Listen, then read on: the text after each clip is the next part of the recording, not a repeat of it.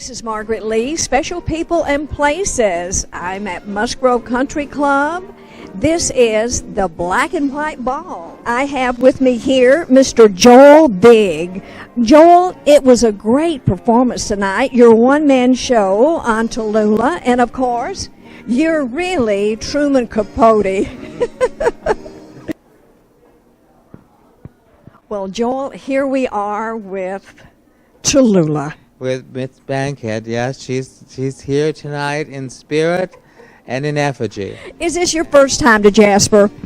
It is my first time to Jasper, but not my first time to Alabama. I've been to Alabama several times, and when Mike asked me if I wanted to come, I said, count me in, and because I love coming to Alabama. It's I came here first doing an adaptation I had done of Truman Capote's A Christmas Memory with Patricia Neal playing Sook, and I was playing the Truman Capote part. And we did it at the Alice Stevens Center in Birmingham. And then we were invited back 2 more years, eventually doing it in Monroeville, Alabama, and Harper Lee came to see our performance, which was quite a thrill, quite a thrill. I know it was. We are just so thrilled to have you here. This is the second tribute to TALLULAH. This thing tonight, did you write this just for this event, or did you already have this, Joel? Well, actually, I wrote this just for this event. I had done a piece called Truman Talks Tennessee, and I did that for the Tennessee Williams Festival in New Orleans. And then I did that piece again in Columbus, Mississippi, which is the birthplace of Tennessee Williams. And Mike saw it there, and he came up to me afterwards and he said, do you think you could do a piece about Truman and TALLULAH? And I said, well, they don't have nearly as much shared experience as Tennessee and Truman. They traveled together, they wrote each other letters, they did all of this stuff. But I said, I think that it would work because nobody loved gossip more than Truman Capote, and nobody created more gossip than Tallulah Bankhead. And so they were like, they fed off each other. And Truman did, I mean, he did write letters back and forth to his mother about having Tallulah call him late at night, and she would go on and on about all of these outrageous things that she would do and say. And the thing that I thought was so ideal, and the more I looked at it, the more it really had emotional impact to me, was that Truman's Black and White Ball was really Tallulah's last hurrah. You know, she got to show up and be this grand star that she had been all of her life. And the thing I love the best about it is that even in the tiny little descriptions of the Black and White Ball, where they will say, you know, a well-known party given by Truman Capote, Tallulah almost always makes the cut. Even if they list like 3 people, and they will say, you know, Frank Sinatra and Mia Farrow and Candice Bergen and Tallulah Bankhead. You know, she made enough of an impact that almost always Tallulah gets mentioned, and it was a thrill for me because I've seen those pictures for so many years of Tallulah at the party. I went to the Bankhead house 2 days ago, and in the display case is the actual mask that Tallulah wore, and the woman who runs the museum said, I'll unlock the case. You have to put on white cotton gloves, but I'll let you actually pick it up. So I picked it up and looked at it. And the thing that's so great about it is the mask is built on a pair of glasses that almost look like Truman Capote's glasses. And I think the reasoning was that most masks have an elastic strap, and Tallulah was so fragile at that point that having something, you know, clinging to her, and instead she just got to wear these kind of great Truman Capote or Groucho glasses that had this beautiful mask put on it. and it was just something almost magical about holding that and knowing that, this was what she wore that incredible night. And think about it, Joel. She cared enough about it. She saved it. Exactly. I mean, and not only did she save it, but she died in '68, and so her family really must have known that this was such an important milestone in her life that they held on to it and eventually donated it to the museum. And it's great to have something that sort of ephemeral that manages to survive and still be here. There was a picture that was in the paper today. Oh, yes. And of me holding the mask, and so I can send that to Kitty's daughter Kathy and just say, I'm just curious about what happened to Kitty's mask, and because it is a part of history that is great for people to be able to see and share, and there's a few people this year. On November 27th will be the actual 50th anniversary of the Black and White Ball, and we are hoping to have a ceremony in Palm Springs, California, where Truman lived for a time. He had a house in the movie colony, and they have stars very similar to the ones in Hollywood that are put in the pavement. And I did not know that. It's great. Friends of mine just had their star unveiled a year ago last December, and so I was out there for that. And the people in Palm Springs are very excited about when I broached the idea with the head of the Truman Capote Literary Society. They got back immediately and said, "Oh, we think this is a terrific idea." And so the push is on now to make that happen. And the Black and White Ball, people really still remember that as a milestone. It was called the Party of the Century, and it really did change the way people thought of doing parties and having these theme parties, and it still has a lot of resonance with people. And there's a tiny group of people left who were at the ball. People like Mia Farrow, she was there, and Lee Radziwill is still with us, and a few other people who I remember looking at the guest list and thinking, oh yes, this one's still here. But it's a dwindling number, and it would be great to have some of those people really celebrated, maybe even have one of the original people who was at the Black and White Ball come out and help with this unveiling.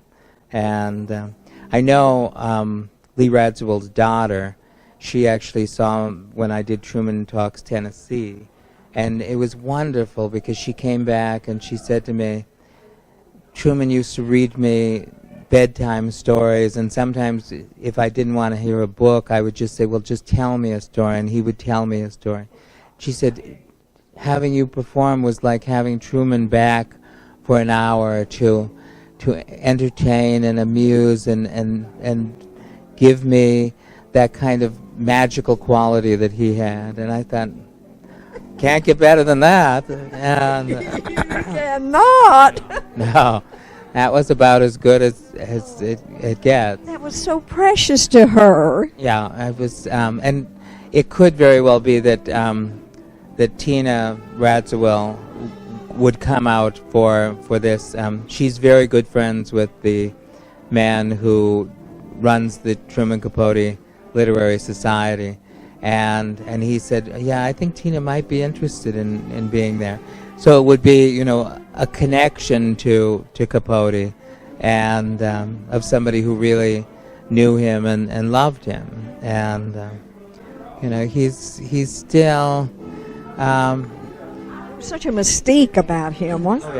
Yeah. He was as famous for being a celebrity as he was for being a writer, and that's such a rare thing, because mostly, you know, if you were to ask people what somebody like John Cheever looked like or what John Updike looked like, they would have no idea. But everybody knew Truman Capote because he was on the talk shows and he was on Johnny Carson, and he was having, you know, a big fight with the Collins sisters, you know, Jackie Collins. He was saying, well, she looks like a truck driver in drag. And and the interviewer would say, well, aren't you afraid that she's going to sue you for saying that? And he, how could she? All I'd have to do is dress up 6 truck drivers in drag, and they'd all look exactly like Jackie Collins. And it was so, he was so crazy. He was so willing to sort of make these outrageous statements. And I'm sure that that's what appealed to him about Tallulah. Is, you know, I mean, most poor actresses, if they were pulled off to the side and told, you know, you better shape up or we are going to, you know. But Tallulah just... No one could handle her, could they? No, she was not afraid of people. She came from, you know, a very powerful family, and she had a sense of her own worth. And as a result, you know, somebody like Louis B. Mayer just seemed to her like this big old pompous windbag. And, you know, if he tries to intimidate her, and of course I find it so funny that Louis B. Mayer was so puritanical, and he's up against Tallulah, who is completely fearless, and she can just, you know, blow him right out of the water. I think in some ways it did affect her movie career, because she's, you know, really the only first-class movie that she did was Lifeboat. And then she played herself in some of those kind of movies like, you know, Stage Door Canteen kind of things, where she played Tallulah Bankhead coming in and, you know, hello, darling. And, you know, it's so wonderful to be here selling war bonds. And, but, you know, she didn't, the role that I think could have been so good for her would have been Glass Menagerie, playing Amanda, because supposedly the man who directed the film was fighting like crazy for her, and he said that some of the takes that they did of the screen test were so powerful. And he said there was one take where she was down on her knees pinning the dress on Laura, and all of a sudden she sees Laura's one crippled leg, which is thin and small compared to the other leg. And he said that the expression on her face was so heartbreaking that, you know, all the way through this she keeps talking about how Laura isn't crippled and it's a minor defect, and that, you know, here in this one private moment when she's pinning this dress and suddenly sees this deformed leg, that her face just told everything. And I don't know if you've ever seen the movie that was made with Gertrude Lawrence. You know, Gertrude Lawrence was very good playing Amanda in Private Lives, but she was not cut out to play Amanda in Glass Menagerie. And I think it could have been such a great role for Tallulah. And she did. Private Lives was probably her biggest commercial success of her career. And so there's loads of stories, and Tallulah was terrified about Noel Coward coming to see it, because Tallulah had a history of sort of making the most of her laughs and things, and so if she was getting laughs, she would sort of sometimes drift away from the script a little bit, and suddenly Coward was coming to see the show in Chicago. And so she was reining herself back in, and supposedly when Coward came backstage, he came back with the Lunds, who were great friends of his, and Lynn Fontaine was the first one to speak, and she said to Tallulah, "Darling, it was just charming." And Tallulah said, "I don't give a damn what you think. I only care about what he thinks." And she was so nervous that sort of just blurted out of her mouth. And Coward said, it was lovely, and yes, you can bring it into New York. And I don't think she was his first choice in terms of the play, but she might have been his first choice in terms of making money, because she made loads and loads of money. TALLULAH sold tickets, and so that is something that playwrights oftentimes are really looking for, is who can get people in the seats, and that was something TALLULAH was able to do for years and years. She was a huge draw, and never even thought about something like that. no, there's actors who are well loved by critics and well loved by playwrights, but when it comes down to it, they also have to be well loved by the public, because that's in the commercial theater. If you're not selling tickets, you can't run. So that's a big consideration, and getting Tallulah Bankhead to sign on to something for a period of about 20 years was like money in the bank. It was like if you were doing a musical and you could get Ethel Merman, you knew that you were a hit, because Ethel Merman wouldn't take it unless she thought it was commercial, and if she thought it was commercial and had good songs for her, almost certainly people would be buying tickets. And it was amazing to me, Tallulah, how popular she was in London. Now, did her popularity begin to wane, or what brought her back to Broadway? London was having a little bit of a financial crisis at that time, and things were not. There wasn't as much production, and Tallulah was getting famous enough that one of the major studios put out a request for her to come, and it's interesting because when you look at the film she did with Gary Cooper and Charles Lawton, Tallulah got top billing over both of them. It was Tallulah Bankhead at the time. So Hollywood brought her out of London. Yeah, Hollywood was they made the offer, and she decided to come back, and it's interesting. She never really liked making pictures, and making pictures is boring. You sit around for long periods of time where people readjust the light, and then you say the same 3 lines 25 times, and they tell you, okay, we think we got it, but let's change the light and we'll do it again. And certain stars, like Frank Sinatra, at a certain point got big enough that he would say to the director, this is the last take, so you better make it good. And because there were directors who would do so many takes, and the worst, a lot of really mediocre directors were the ones who did the most takes. Would the theater, to me, knowing nothing about acting, but that has to be hard. I mean, it's no retakes. No, she was. But she preferred it. She loved, I think, the family aspect of the theater, and that you sort of became a close-knit group with people.